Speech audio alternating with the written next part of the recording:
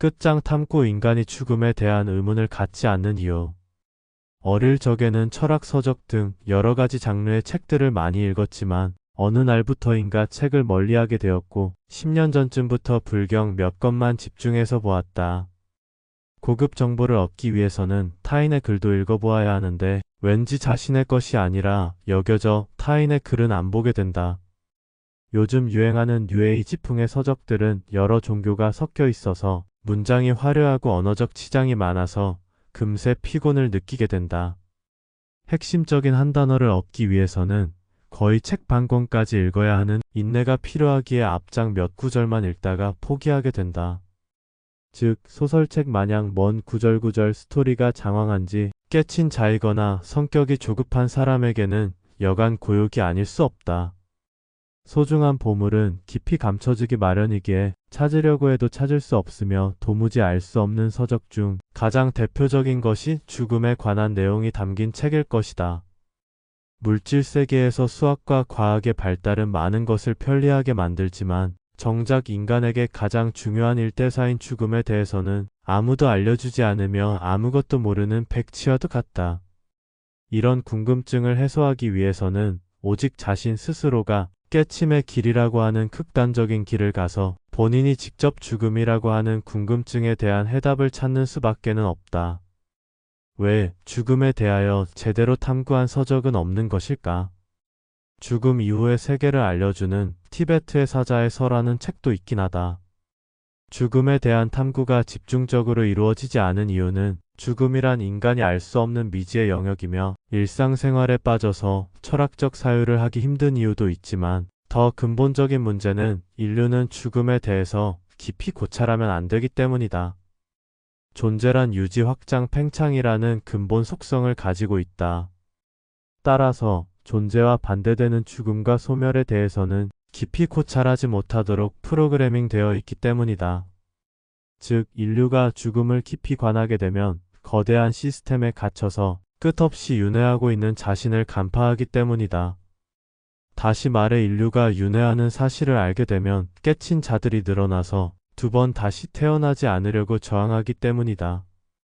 인간이 죽어서 육체를 벗고 영혼만 남으면 육체에 대한 허전함과 갈망이 생겨서 자연히 윤회에 들게 되는데 반대로 깨친 자들은 육체를 벗음으로 자유를 만끽한다.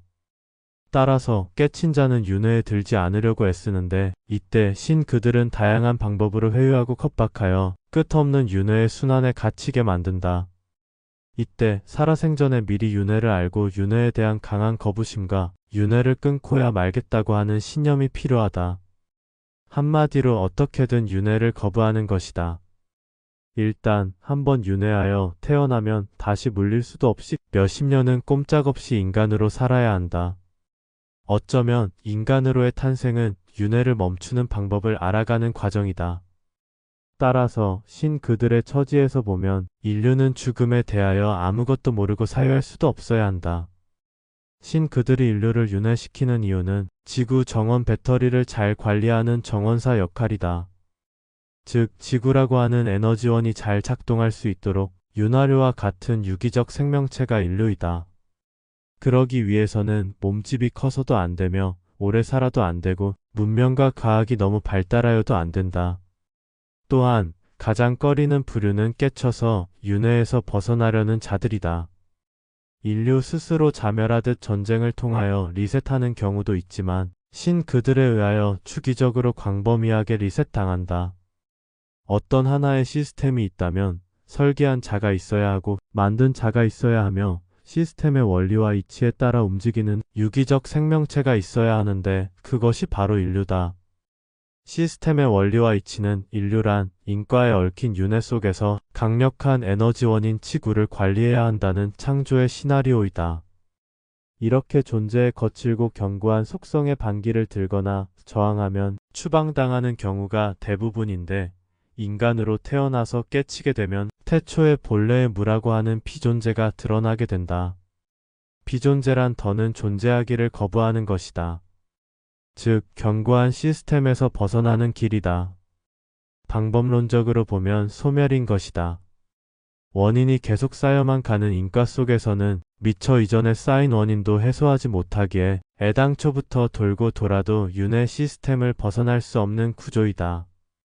아무리 이번 생에서 업을 소진한다고 해도 불가능하며 오직 본인이 완전한 무여 열반에 들 때만 모든 업과 자신도 함께 소멸한다.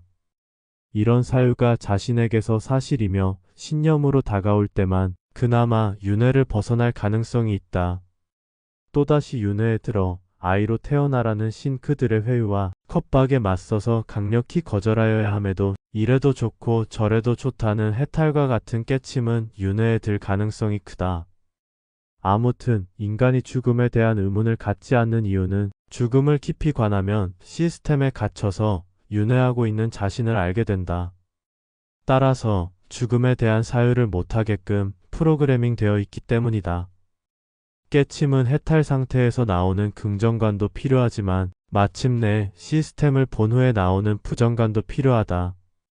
이렇게 되면 아라한의 문은 일시적이며 허상에 가깝다는 것도 알게 된다. 선정과 선업을 쌓아가되 마침내는 시스템을 볼 수 있어야 한다. 즐거워할 일도 아니며 두려워할 일도 아니다. 괴로움은 깨침을 낳기에 불행이 더는 불행이 아니다. 고행의 길은 힘들지만 괴로움이 없다면 얻어지는 것도 없다. 정말로 살아간다는 것은 아무것도 아니다. 선정과 선업을 쌓고 시스템을 보았으면 된 것이다.